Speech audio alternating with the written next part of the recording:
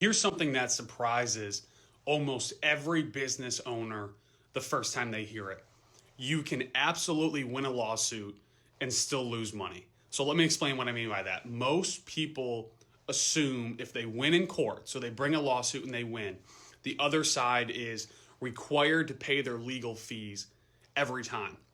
And that's just not how it works. Unless you contract it that way, that's not the default rule. The default rule in the US is that each side pays their own attorney's fees unless a statute or the contract says otherwise. So you could, for example, win the case, prove you were right, get a judgment, and still be out tens of thousands of dollars in legal fees for something that you did nothing wrong on. And it gets even more interesting. If your contract includes an attorney's fees clause, usually it says something along the lines of the prevailing party is entitled to recover reasonable attorney's fees.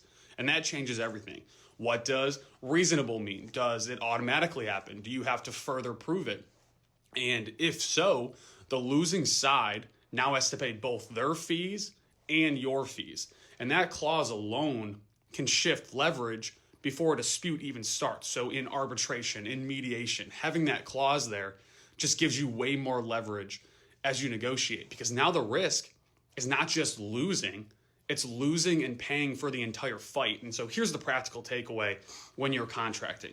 If you're using contracts in your business, look for or add into pretty much every single contract an attorney's fees provision and define it clearly, because most people don't realize this until they're already in litigation.